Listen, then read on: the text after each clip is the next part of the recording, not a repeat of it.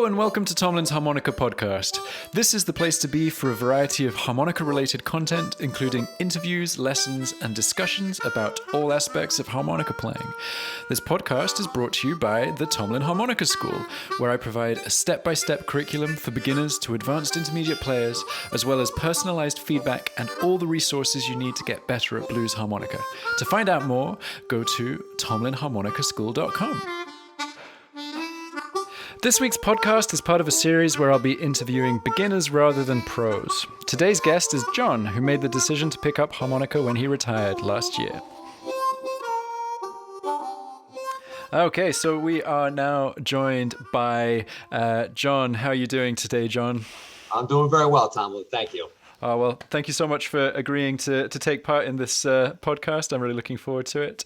Will you just tell us a little bit about yourself before we get into the harmonica stuff? Sure. I'm 58 years old. I live in the U.S., in New Jersey, which is on the East Coast.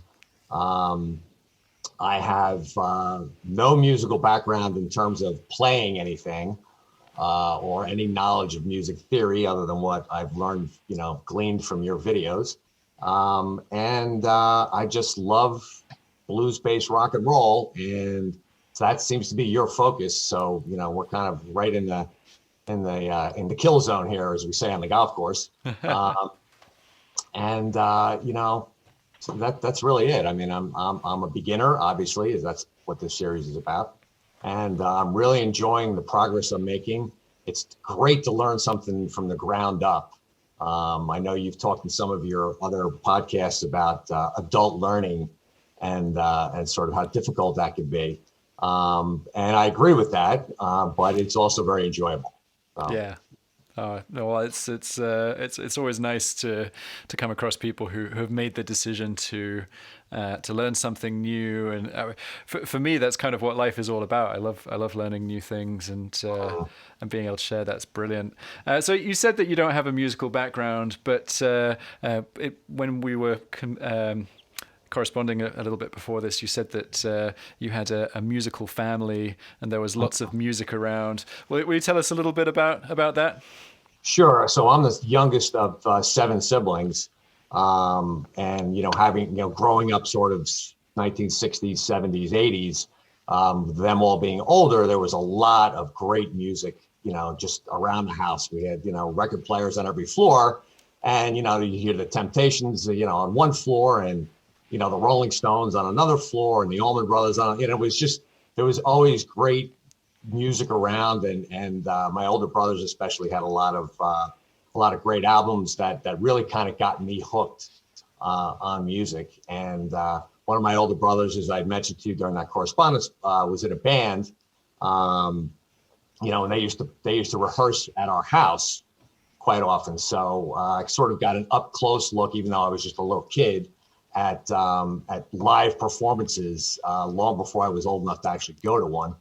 And it really intrigued me, although obviously not enough to pick up an instrument, but I just loved listening. So, fast forward 45 years, and now I finally decided I want to try to make some music too.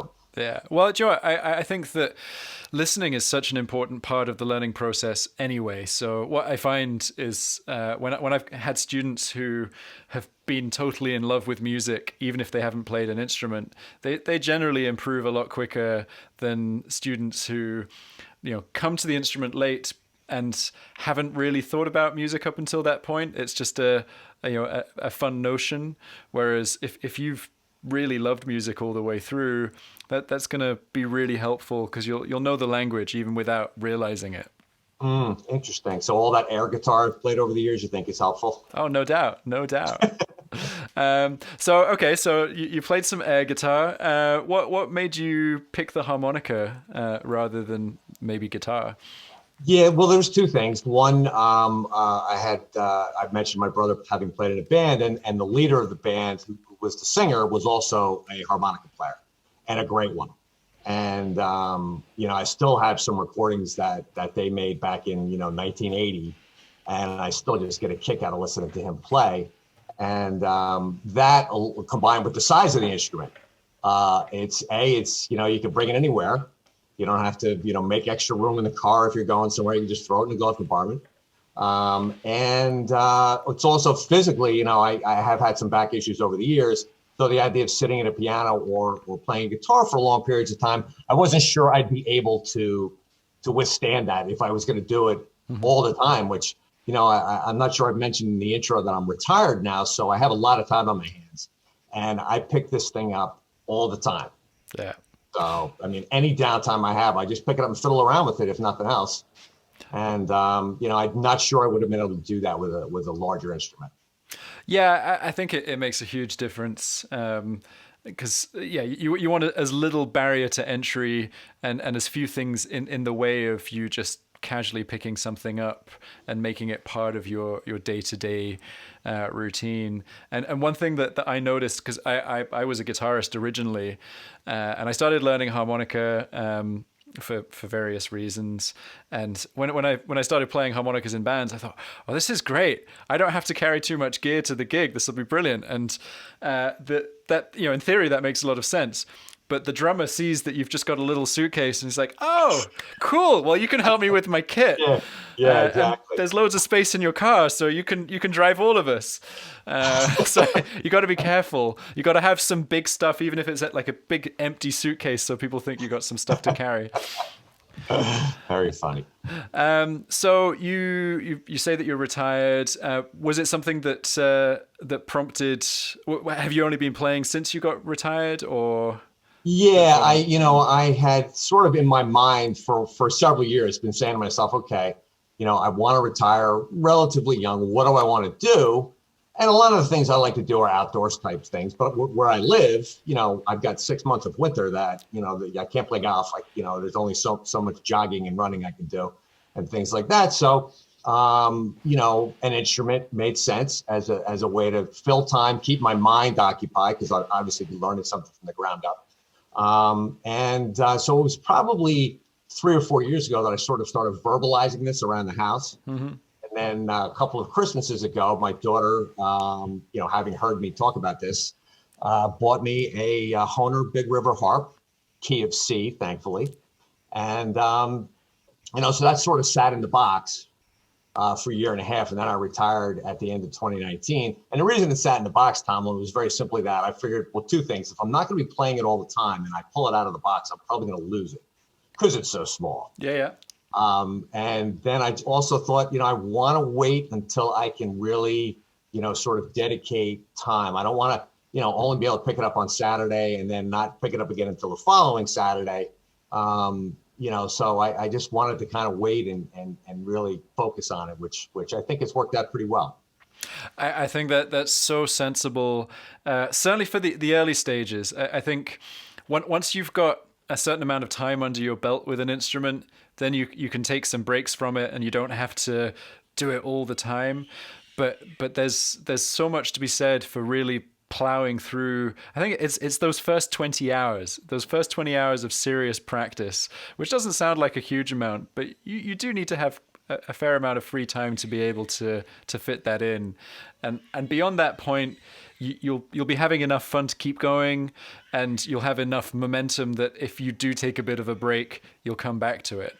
I've heard some of your commentary. I think your podcast with your friend Veed, when you guys were talking about practicing and such, and you also in there mentioned occasionally taking 4 or 5 weeks, maybe where you're doing something else or whatever, and you don't play, and you come back and certain fundamental things you don't forget them mentally, but you sort of your focus or concentration maybe isn't as good as it had been, and you sort of lose your embouchure, as I think you said, and things like that, and you kind of smack yourself, and quickly comes back, obviously. But I suppose at some point that might happen, but I don't anticipate that, because I'm just having too much damn fun. Well, that's great. That's really good to hear. So you're having a lot of fun, but we all know that the early stages also have problems and difficulties. So what have been the biggest? What has been the biggest struggle for you on the harmonica? I would say there's two things. One is bending, which everybody I'm sure struggles with. I actually found a pretty good tool online that it sort of looks like a keyboard almost, and as you play notes, they kind of light up, and it includes the bended notes. or the bent notes, I guess is the right way to say that. And so that helps me kind of get a feel for whether I'm doing it right or not. But it's also, bending is one of those things. I was thinking about this. One of the reasons I think it's very difficult is because demonstration is a big part of teaching, right? If you're teaching somebody the guitar, you're showing them where their fingers should be and so forth. You're doing something inside your face. Yeah. And so nobody can see what you're doing. Yeah. So you can describe it, but it's still not as easy as if you were able to actually demonstrate it where we could see it visually. So that's been one thing. And the other thing which you emphasize, and I appreciate your emphasis so much, is relaxing when I'm playing. To the extent that I've ever had any training in anything, Tom, it's been athletics. And you can never put too much effort. No coach is going to say you're trying too hard. But you talk a lot about that with just playing the harmonica, not blowing too hard or sucking too hard. And the only thing I could sort of equate it to in sporting terms is, if you're a basketball player, you always want to be hustling and running, but when you're shooting foul shots, you kind of have to relax. You can't be all tense when you're shooting a foul shot. And it's sort of a similar thing here where, and you've made the point too, you watch somebody, on stage who's a great harmonica player and it looks like they're wailing away and going nuts. But in fact, they're not playing as hard as they might be gyrating, their head and shoulders, so to speak.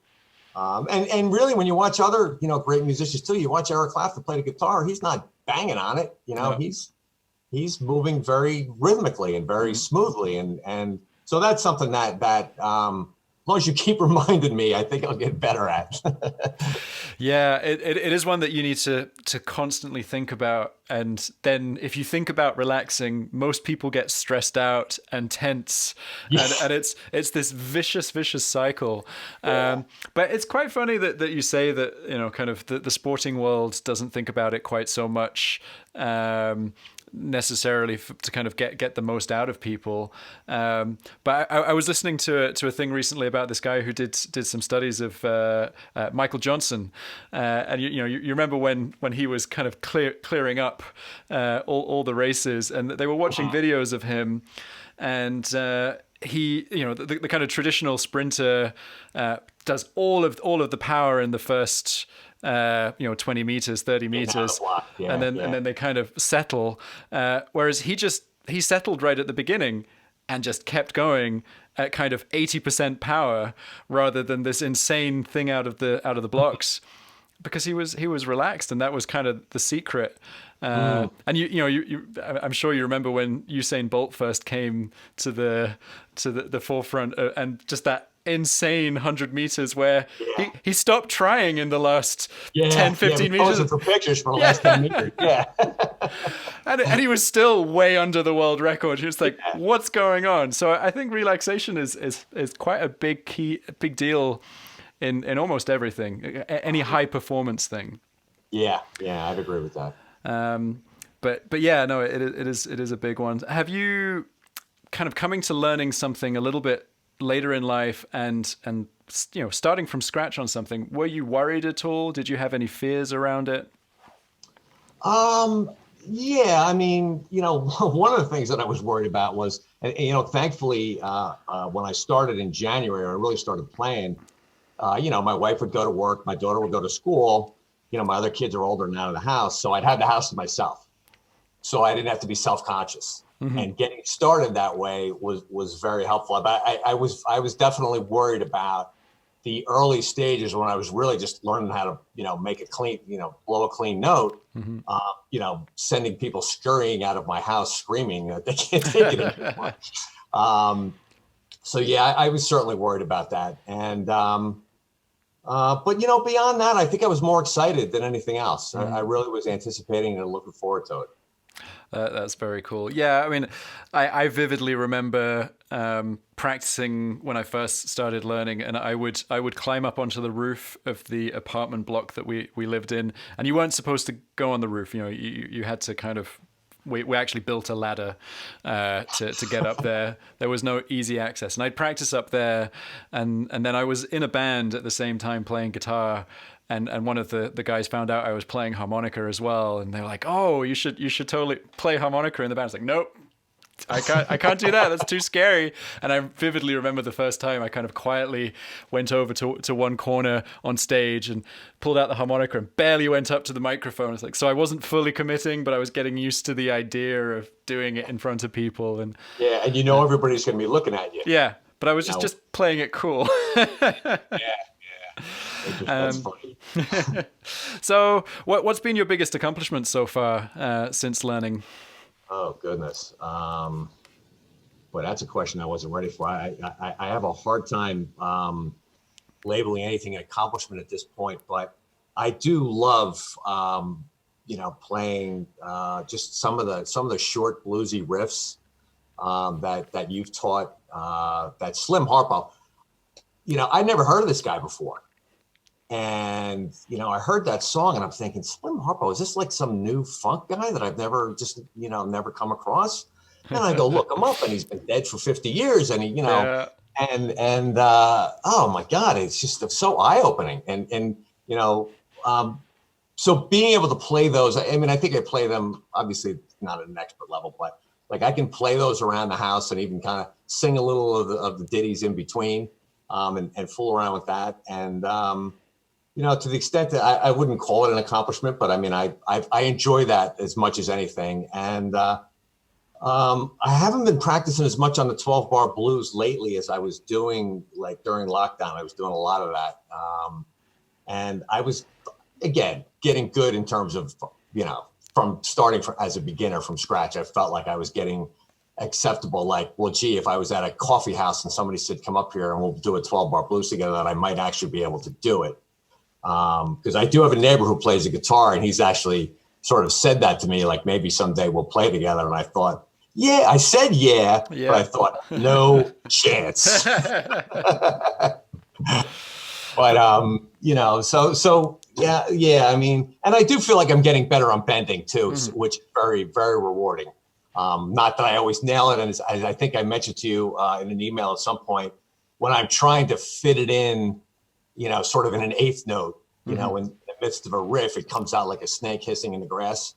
Because I'll either, I'll tighten up too much and no air comes in, or it'll just be a little bit of a hiss or and such. But I just feel, I guess I'm just feeling like I'm making general progress, which feels like an accomplishment, even though there's nothing specific I could point to. I guess that's how I would.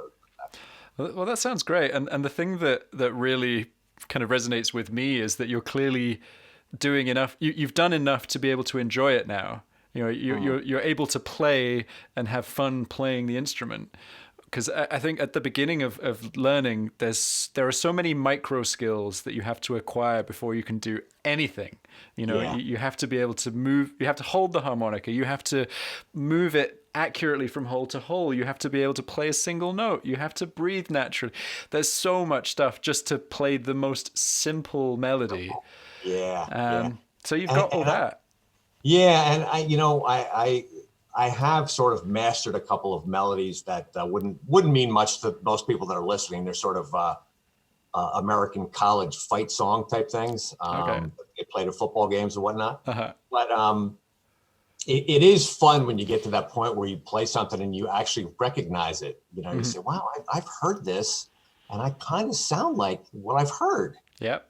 That feels really good. But one of the things I mentioned in our emails was, and it's obviously going to take me some time to master just the basics before I can do this, but to take those melodies that you can recognize and then actually sort of make them a little bit your own, put your own touch to it, your own flourishes to it, or however you might want to say that. I've watched your lesson on, Georgia on My Mind. And I know that was based on what Charlie McCoy had done, but that sort of, putting that bluesy feel on top of what, the Ray Charles version obviously is already bluesy, but it feels even a little bluesier the way you play, which is the kind of thing I'd like to get to at some point. Yeah, I think that's a fantastic goal. And you also mentioned another very cool goal, which I think is one that a lot of people overlook, but that's to be a great rhythmic player.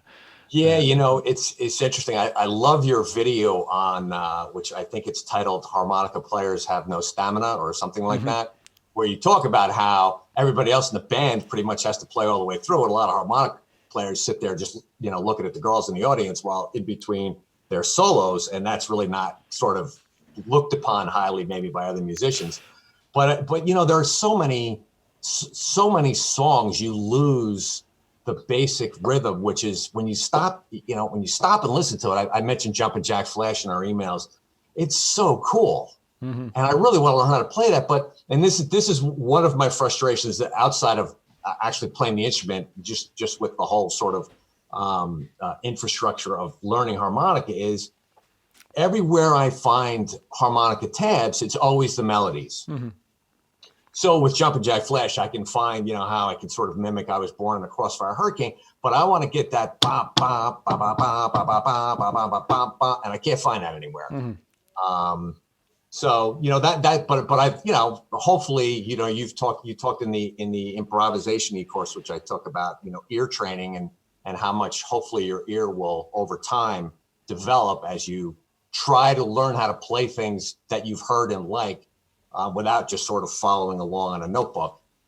So, if I can't find the music anywhere, I'll hopefully figure it out. But that kind of thing I think is really fun because, that's the kind of thing where you could play with somebody and support them as opposed to just sort of standing around and waiting to be the front man for 15 seconds. Yeah.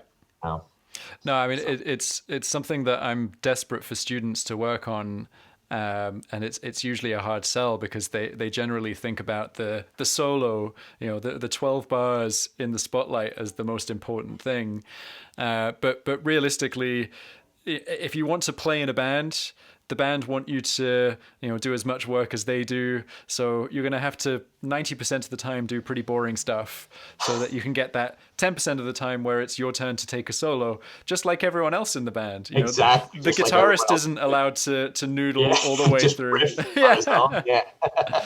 So, if you want to be an employable harmonica player, you learn how to accompany. And also you mentioned singing a little bit. Singing is a huge thing to be able to kind of play with other people, and that's good for your harmonica playing because it teaches you great phrasing.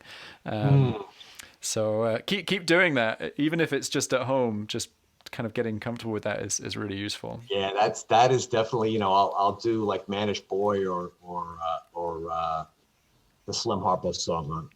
God, the name of it is slipping my mind right now. But Hip Shake. Yeah, right. I go in the bathroom and close the door when I'm doing that. I'm not doing that for public consumption. But the way that old blues, that genre often works is you really don't have to have a great singing voice. Muddy Waters had a nice deep throaty sound to him and everything, but he's almost talking through the song. Yeah. With an occasional flourish. It's not you don't need to be Linda Ronstadt to be able to do that. So that is kind of fun to just fiddle around with that and see if I can remember, that it's a repeating riff. So it's pretty easy to remember, but then to remember the words in between and to get the timing right as you have to, come out of the singing, go back to the playing it's a real challenge. And it gives you, as a musical novice, a real appreciation for people that, can play an instrument and sing. I mean, I see, videos of old Lee Von Helm playing with the band, and Phil Collins too, drumming and singing, which to me, I mean, you got all four limbs going and you got to find the microphone and sing into it. I mean, that seems to me to be damn near impossible, but some guys can pull it off. And it's fun to just sort of, see what that's like. Yeah, no, absolutely. And it's important when you look at those people who are doing a ton of complicated things simultaneously to remember that they've had to build up to it incrementally, and they're not thinking about everything that they're doing. They will have practiced each element until it can be put into the background. So Phil Collins will be laying down a beat that's simple enough that he he doesn't have to think about it, so that he can concentrate on the thing that he's finding harder, which might be the singing, or vice versa. He might sing something more simplistically so that he can concentrate on doing that killer drum fill. You very rarely see people who are doing everything at the highest level at the same time. So something will kind of drop down, and then the other element will come back up, and it's an iterative process, and it does come together. I think it's sometimes quite hard to see how it'll come together when you're starting out with very basic building blocks. When you're just thinking about how can I play on the beat, just one note, and how do you get from that to playing a whole song? But that is how it starts. It does start very basically and builds up from there. Yeah. I'm looking forward to hearing you sing and play before too long.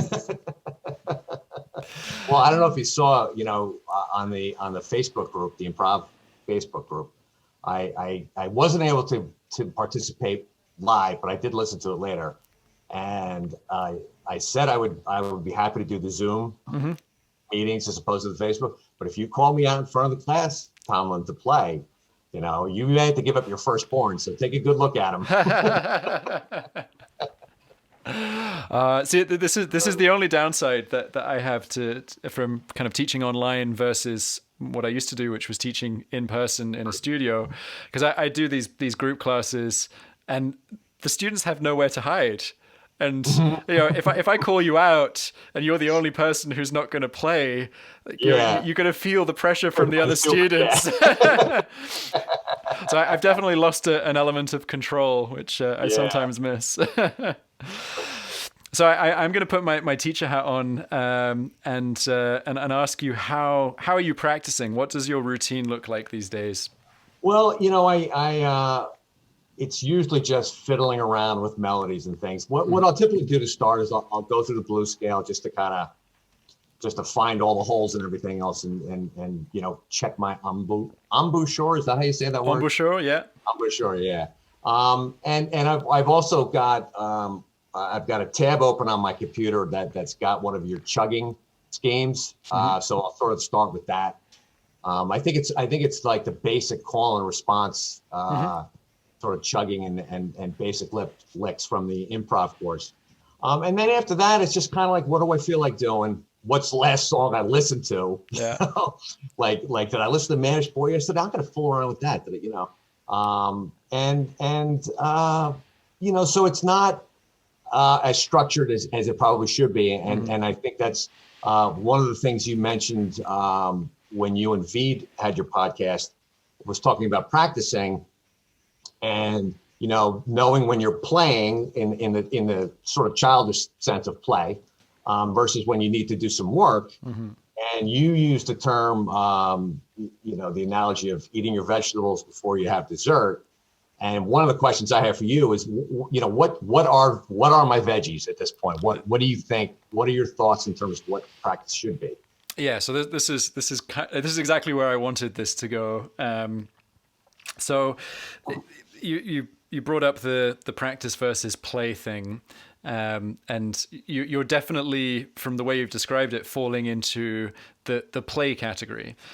You said it was childish. I would tell you to cut yourself some slack. It's an important part of learning the instrument. You need to have time to play. Just like, kids need to have time to play. They can't just be at school all day and work and learn. It's an important part of the process. But you also need to bring in the slightly more methodical approach to your actual practice. And I generally think about my practice in kind of 3 stages, and this is the order that I do them in. So I start with practicing technique, then I practice repertoire, and then I practice improvisation. And I weight them all equally, so they get the same amount of time. So if I've only got 20 minutes to practice, then I'll spend about 7 minutes on each bit. If I've got an hour, 20 minutes on each bit. So what are those elements? So technique is going to be absolutely everything that you need to be able to do the other 2 things, the repertoire and the improvisation. So for a complete beginner, technique will be very, very simply based around, how do I play a single clean note? How do I hold the harmonica? And I'm just practicing doing that. And that usually will be built around scale work.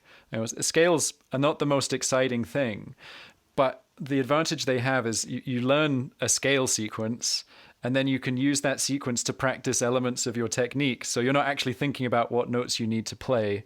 You're just thinking about the technical element that you're working on. So being able to play clean notes is step one. And then being able to move around accurately is kind of the next step. So you might be able to play a 4-blow by itself on the beat consistently. But if I say, right, I now want you to play a C major scale, which has 7 notes in it, and they need to be on the beat, and every note needs to be clean, even though you're changing direction and position on the harmonica.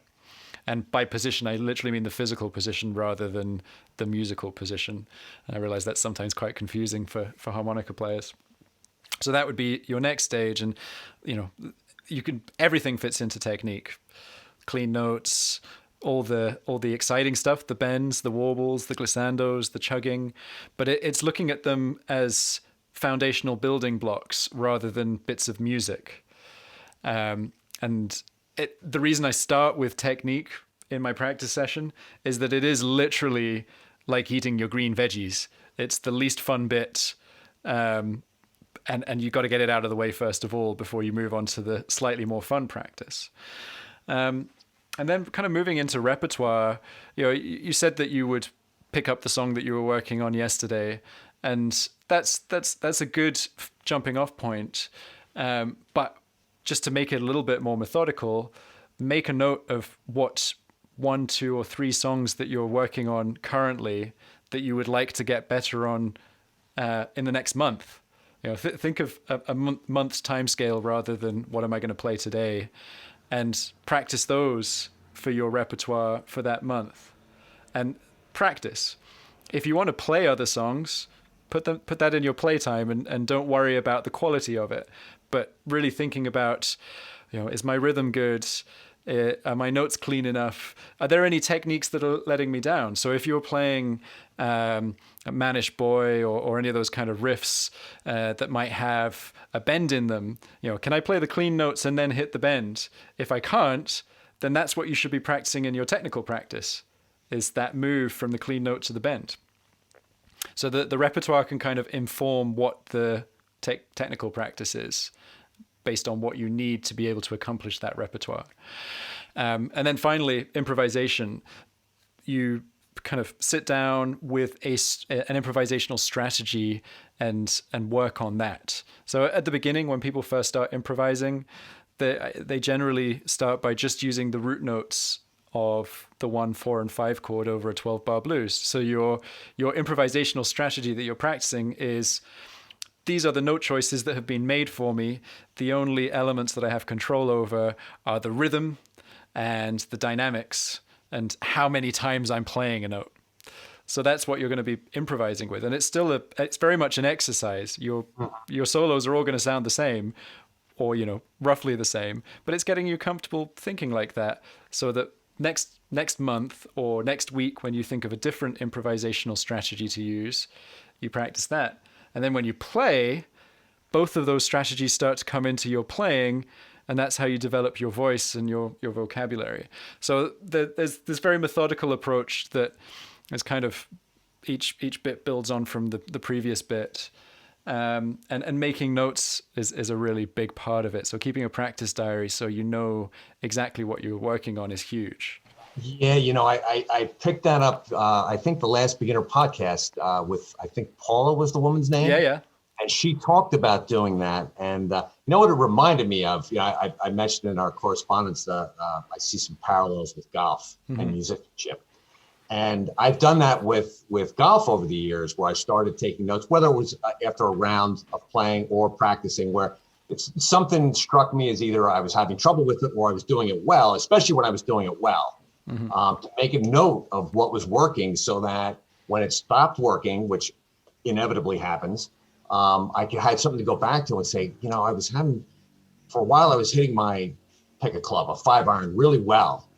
and now I'm not. So what was working? And I'll go back to my notes, and I've often been able to find things that are like, oh God, I forgot about, because there's a lot that goes in. Just like you were mentioning before about the techniques of playing harmonica and all the things you eventually won't think about, how to hold it, how to make a clean note. It's the same thing in golf, how to hold a club. I mean, sometimes you get worked up and you kind of twist your hands around, and that makes the ball go funny places. So, and also she mentioned something. I'm getting a little bit off of topic here, but she mentioned something in her podcast about being at a I don't know, they were going to get on a boat or something. Her husband was reading some directions, so she started playing while he was reading, and somebody yelled out to her. I had a similar experience, and maybe this should have been my one accomplishment.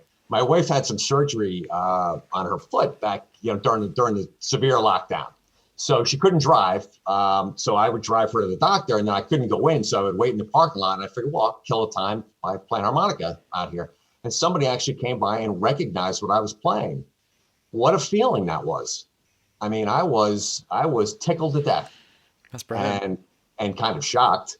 But it was really rewarding. And it was, I don't know, but anyway, that's a little bit off. I really appreciate what you were just saying there, because that is something I struggle with, how to structure practice. And this kind of sort of simple, but defined process, I think will be very helpful to me. And one of the things that I forgot to mention earlier with bending, what I really have a problem with is if there's a bent note in the middle of a riff and then it's followed by an unbent draw. Yeah. Go from a 3 bent to a 2 clean. That's where the relaxation comes in. I have a hard time remembering that I got to go back to just playing a clean note when I, so that's something that is not quite burned into my mind yet. I'm so focused on working at the bend that even when I nail a bend, I sometimes blow the next note because I'm still kind of in bent mode when I shouldn't be. Yeah. As absolutely everybody has that problem. It's totally normal. The thing that you'll need to do is you'll need to slow down impossibly slowly. So kind of go as slow as you can and then half it, because you need all the brain power that you can to just switch those positions. And it'll feel painfully slow, but if you do that methodically, it's actually kind of amazing how quickly it becomes a habit. And I think about how many things, well, this is the absolute kiss of death, but sometimes when I'm playing, I think of how many things are going on, and then obviously everything falls apart. Yes. But you're kind of jumping between hole to hole, where you might be playing a draw bend on one hole and then switching directly to an overblow on the next hole, and then switching to a clean note on another hole. And there are all these different mouth positions that are happening, different tongue and throat orientations. Unfortunately, you don't have to think about them consciously because you've put the time in building up your technique. But there was a time when every single element had to be thought about really carefully and slowly. And you're trying to get that shift from conscious mind to unconscious mind, because the processing power of your conscious mind is actually pretty crap. It can only deal with so much stuff simultaneously, whereas your unconscious is virtually limitless by comparison. So the quicker you can get things from your conscious to your unconscious, really bake it into your muscle memory, the easier all of this stuff becomes. Makes sense. And just to be clear, I don't mean your conscious specifically. All of our consciouses are terrible. I get it. Believe me. And again, as I mentioned to you, the parallels with golf are amazing, because the same thing happens where your mind starts going with, okay, I got to keep my head still. I got to keep my arms straight. I got to, and you're thinking about so many things that you forget to just play, and it's really remarkable. The other thing, when you were talking to Veed, you talked about the gear industry and how they try to suck you in, and how you're going to turn into, Sonny Boy Williamson if you buy this harp. And golf is the same way, man. I know people, they buy a new driver every year, and the ball goes in the woods in the same angle every year when they take the new driver out. You got to learn how to play before what you're playing really matters. Yeah. So. And just take a look at the equipment that most professional whatever, players, sportsmen, whatever. Like it's never the really, really fancy, shiny stuff. Yeah, right. It's all beat to, Yeah. yeah. Unless they have endorsements. That's the only time that you see people Yeah, with exactly. really great gear. One thing I've really been curious about for as long as I've been sort of watching your videos and your emphasis on the blues. You're a fairly young guy, right? I'm gonna guess you're 30-ish. I'm 33. Thank you. 33. Okay, 33 and living in Scotland. How in the world did you get so exposed to American blues music? I mean, this is like you're talking about stuff from the 40s and the 50s that you're listening to. And Yeah, that's a good question. I think it comes from a couple of places. So I grew up in a very musical home from a point of view of listening to music. But blues was never on the cards. That was never something that my family listened to.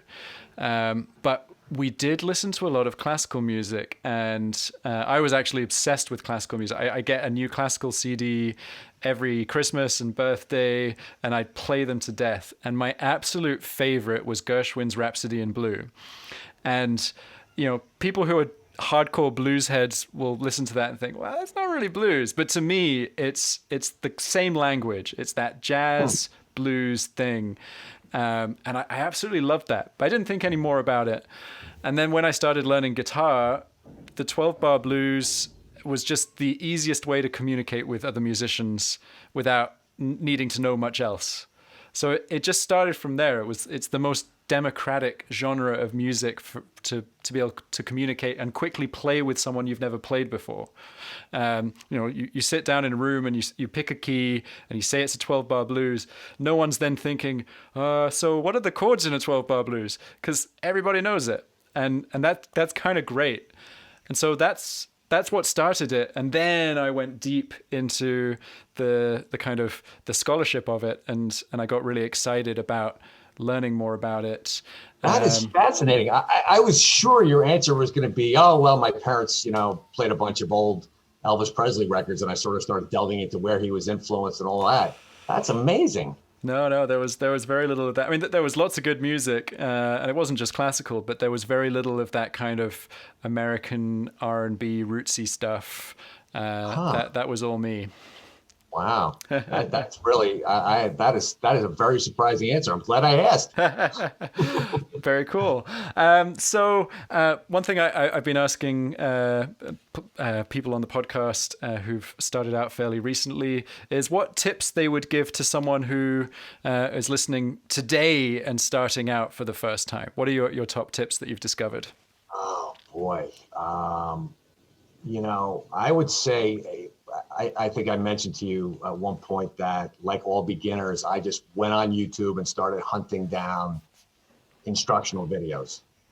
I would say, I came upon another guy before I came upon you, but in either case, what I would say is find somebody who you're comfortable listening to.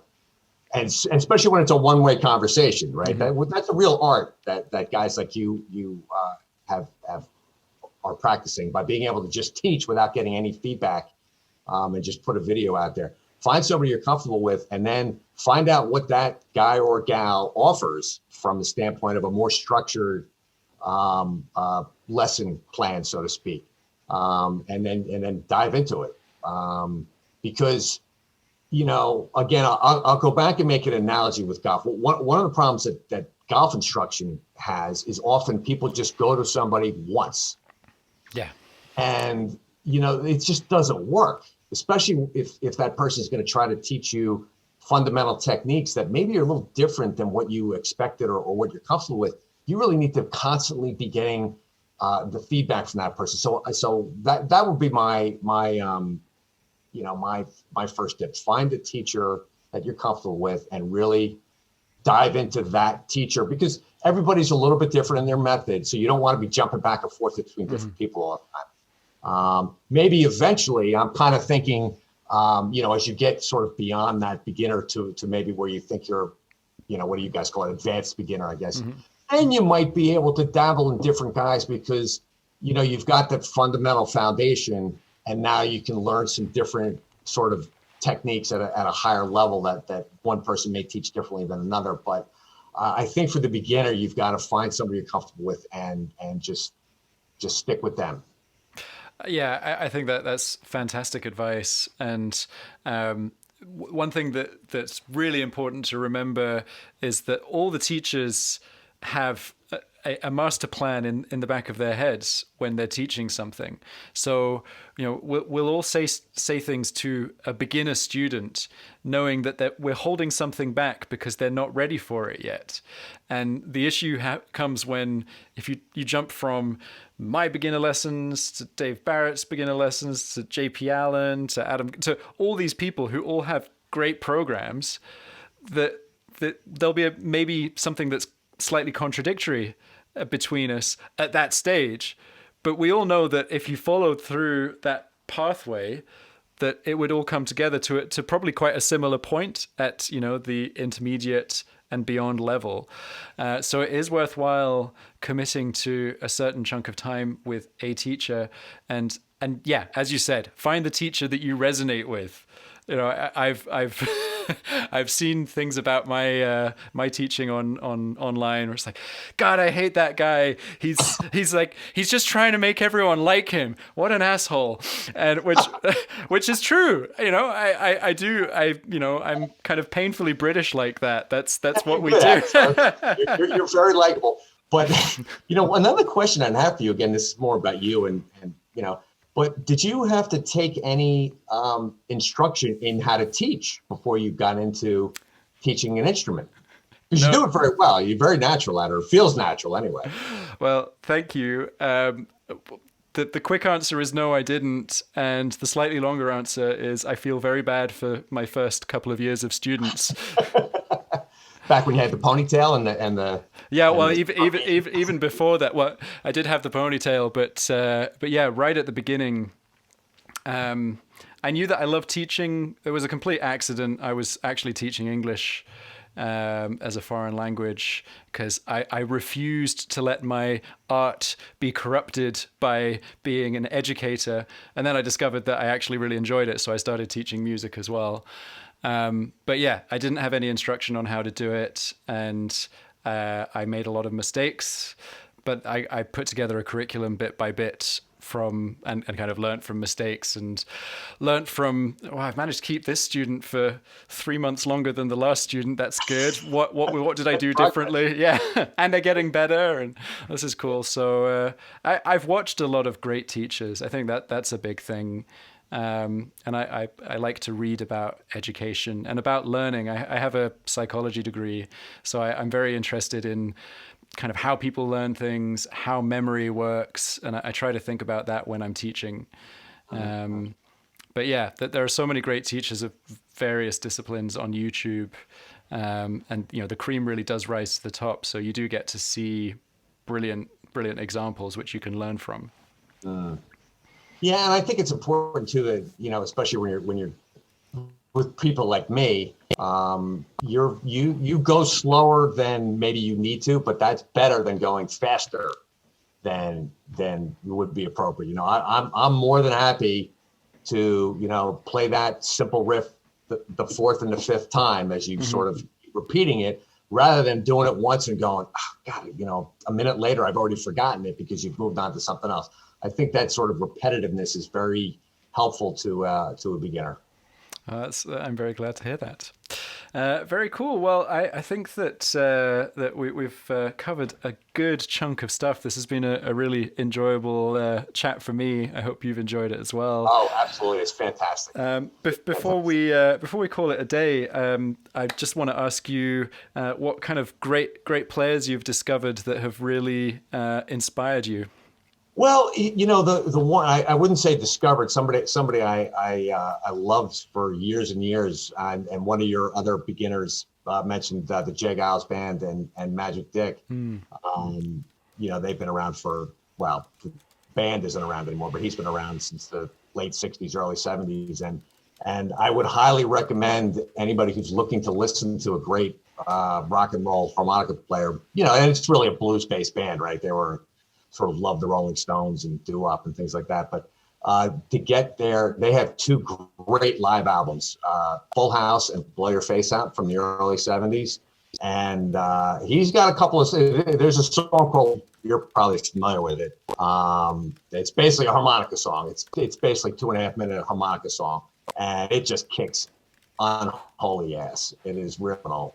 And I would never even, put that out there as a goal for myself. It's just, it seems so complicated. He's up and down the whole, from 1 to 10 on the whole, and it's a fantastic song. But he's sort of was my favorite of established players. I mentioned to you, my old friend Danny Petradis, who's passed away, but who had such an influence on me. And you've introduced. I mean, I'd heard some of the old timers like Sonny Boy and James Cotton and things like that, but I never really listened to them much. But you've mentioned them so much that I have gone back and listened to some of their recordings. And it's interesting, and on YouTube, man, you just put in blues harp or harmonica, and all these guys will come up.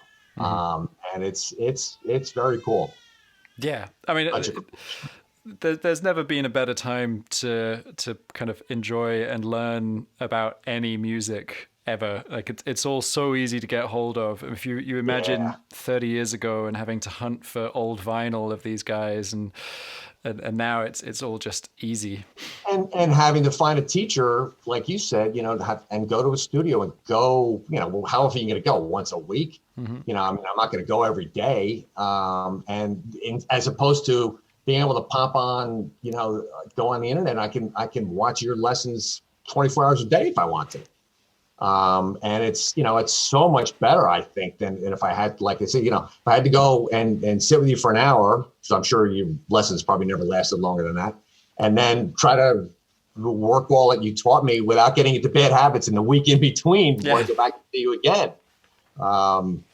So yeah, you're right. It's that combined with the lockdown. I mean, my God, what a time to learn. Definitely. Well, thank you so much for spending some time with me today. It has been an absolute pleasure. And I will see you very soon. Take it easy. Great. Happy harping. Okay.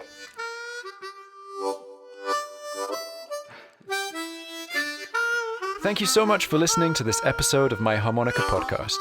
Please don't forget to subscribe and leave a review on your podcast service of choice. And if you're ready to take your harmonica playing to the next level, then you should check out my online harmonica school over at tomlinharmonicaschool.com. Happy harping!